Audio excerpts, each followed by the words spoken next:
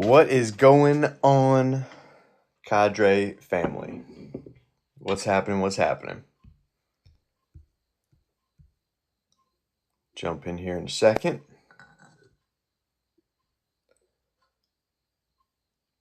All right. I hope everybody's having an awesome freaking week. And I'm really excited about what we're going to get into for a few minutes here today, just talking more safety. And I love that. I've loved this theme for this month.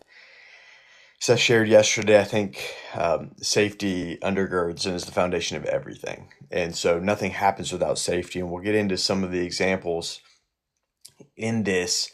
But without safety, we're in survival. That's kind of the alternative. If we don't feel safe, then we're in that fear or flight, that fight or flight mentality energetically. And so when you're surviving, you're not thinking of creating. You're not thinking of how can I serve and love and all these things. I just need to stay alive, which is why safety is foundational to any type of life that we want to create for ourselves, any way that we want to feel. Without safety, it keeps us in reaction and it keeps us in survival. And so especially in seasons of shifts and growth and so much of the cadre sphere. And what I love is it is geared towards mental health. And mental health, when we're struggling mentally, which I have in my entire life, and because when you're sensing, you're taking in a lot of information, it can be overwhelming at times. And we think that makes us wrong or bad or anything, but there's nothing wrong about feeling destabilized and disoriented and confused and frustrated and sad and depressed and any of these things. There's nothing abnormal about that. In fact, I think that's extremely normal to feel all of those things in a world that is so noisy and so much is happening. And I think if we never have any of those moments or those seasons, I think we're probably numbing, and I think we're not allowing ourselves to feel what's actually there. So if you are feeling that, if you are in that season, just take heart and be encouraged that you're a fully functioning human. And I think you're probably doing this thing pretty well.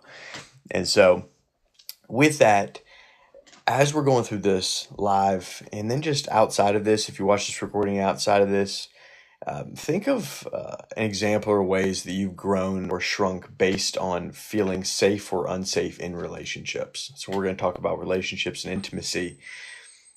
This is how, like for example, like this is how feeling safe has affected me. This is how feeling like I needed to impress others. That's how that's affected me in showing up. Think of those things. And if you're live with me, shoot it in the chat and or ask any questions as I'm sharing a few more moments of this, or just direct message me.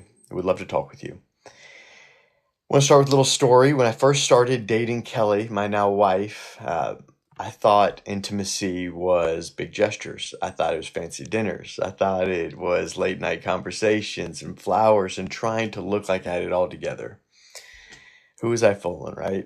And I really thought, that's what we do when we're trying to impress and get somebody to like us. We put on our best face. And you know what moment actually shifted everything is the first time that she and I had a conversation where I shared something that made me nervous, that I was afraid to share with her because I didn't want to mess up a good thing with a silly thing called truth. And so, man, it was a messy conversation and tears. And and it's what's so fascinating about it, reflecting back, is as messy as that was and how very much I disliked shedding tears in front of this woman that I had fallen in love with. That messy moment was the height of our intimacy together and connection. And so kind of extrapolating upon that, then let's talk about what intimacy actually is. Intimacy, the way I would define it, is it's undressed connection. That's how I would define it. And I'm not talking about physically, I'm talking about emotionally and spiritually. It's what happens when safety makes vulnerability possible. Okay. That is That's what we'll call intimacy. It's when I'm fully seen and I'm fully known and I'm fully loved still. And I think what we often fear in relationships and real intimacy is I'll show them 80%, but that 20%, yeah, they're not gonna love that. That's gonna kick me out of the club. They're gonna see me in a way I don't want them to see me. That's gonna keep me from intimacy and connection. And it's actually the opposite. We're withholding then, and we can't trick ourselves. If I'm only giving you 80%, then I'm never gonna feel fully loved by you, and eventually I'm gonna feel bitter because if I don't feel like you're ever fully seeing and fully loving me, then I'm going to go find that somewhere else eventually because that's all I want. We want connection, we want intimacy. And so, not to rabbit hole there, but we know when we're giving somebody 100% of ourselves and trusting our heart with them to say, here, hold this for me. And that is a scary proposition. And that's not just all in us as well. We have to choose partners that have also engaged their heart at that level and are able to hold our hearts in that way. So, important distinction. Yes, it is 100% us, and also it's 100% your partner as well. So relationships are mirrors, okay? A beautiful practice and a question that I ask myself around any relationships is, what is our goal? What is the primary purpose of our relationship? And if you ask Kelly, and if you ask me about our relationship, our goal is expansion. Growth is the goal. It is not to be happy. We are very happy, and we make each other very happy. We have a very happy life together. I'm happy to report, and we're only a little over a year into this thing. But from there, the goal isn't happiness. The goal is expansion. And so, the way we can do that is we are mirrors for each other. And there's no greater mirror and reflection than our romantic partners. That's where all the triggers come from. That's where all the fights come from. And because we are being shown things about ourselves constantly, and we can either turn away from it or we can turn towards it. And so when we don't feel, when our partners show us parts of ourselves that we can't see on our own, that mirror oftentimes doesn't make us feel safe. And the reflection can feel like a threat. Okay. And so when we don't feel safe, we go into survival mode. Okay. And we get defensive, we shut down, we people please just to avoid conflict. It's not intimacy, that's management. And management gets tiring after a while. We can do it for a little while in the honeymoon period, but then it shows up and we show up with exhaustion. And so when we do feel safe, something shifts. We get curious instead of reactive. We create together instead of compete. And we grow instead of survive. All right, so here's a line that stuck with me for quite some time then. It's when we grow, or when we're safe, we grow. When we're not, we just survive. Okay, just a simple way. When we're safe, we grow. When we're not, we just survive. It's to show like an example, this is like a plant, and we're no different than plants in this way. A plant doesn't grow because we tell it to. It grows because the conditions are right for growth. Good soil, water, sunlight, everything the plant needs to grow is there.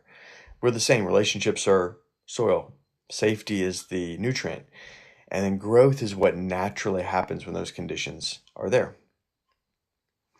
So when we feel safety and intimacy, we don't have to perform. And that's the beautiful thing. We just grow. And when we're growing, we're creating, and then fruit comes from our lives. Right? Have you ever been around somebody that's just like, man, they just seem like they're just really happy. They're creating an energy around them of, I feel safe, I feel good, I'm taken care of. And so it's felt by others around them. So a couple other things real quick here. To wrap up this short little snippet on intimacy and relationships is, how do I build this kind of safety? A few simple cues to look for. One is just self-regulation. That's going to come first. You can't borrow safety from someone else. Most of us know this in our relationships. We always try to borrow safety from someone else. And if you don't carry any yourself, that can become codependency, where we look it looks like I struggle. Like I struggled with this my entire life, but it looks like I don't feel safe, so I'm going to outsource that to you. And as long as I feel good around you, we're good. As long as you're making me feel safe, then I feel safe, then we are good, right? And the moment you don't do this, then I no longer feel safe because I'm not creating it myself. So self-regulation is number one. Boundaries aren't walls. That's the second thing. Boundaries get a bad rap. These aren't hard and fast rules, those things, but boundaries are there to make openness possible. They're what allows us to relax and actually show up because we know we're not going to be steamrolled. If I'm worried that you're going to steamroll me in a relationship, I'm going to be on guard and I'm going to feel slightly threatened. I won't feel open. I'm not going to give you my heart. And then the third and last thing is just presence over performance. It's all about presence. All right. So listening without trying to fix, sharing without trying to prove. It's like safety doesn't come from perfection. It comes from presence. Right? So you don't belong because you are doing something that gives you value, therefore you're safe. You're safe because you belong, because you are. You have worth beyond what you do, just with who you are. So safety and presence means like I am safe enough to be fully here, and anything that comes up, I can be with. And that's very, very powerful. It allows you to, again, engage and be very safe for others in relationships. So safety and intimacy changes everything. It's not soft, it's structural. It's the difference between performing a relationship and actually experiencing one. All right, so that's the biggest piece, just as we're rounding out this conversation. Safety and intimacy changes everything. It's not performing a relationship, it's experiencing one. Okay, it's we experience someone else. We feel someone else, right? I feel you, I experience you. I'm not performing or trying to impress you. I can put that hat on as long as I'm aware I'm putting that hat on, but I'm not doing it because I need you to like me and I need to belong. That's not intimacy. That's survival, right? I need to be safe, so I need to get you on my team. I need to impress you. I need to perform. I'm always on. I'm managing, right? I'm not just being, I'm not experiencing, I'm not feeling. So when we're safe, we create, we grow just like a plant in a healthy soil. And the deeper we feel safe in ourselves, the deeper we can connect with others. And that depth is where transformation really lives. And that's what we all want after all, right? All right. So that is everything I just wanted to quickly run through there. Any questions, let me know. Any thoughts, anything that came up, feel free to share them. And anytime you have a green light to direct message me in any way, my email is matt@verticallifecoaching.com. And then just for everyone to know as well, I'm a coach. I have a coaching business. I coach a lot of folks one-on-one as well as group and then on-site retreat work as well. And would love to talk with you about any of those types of options.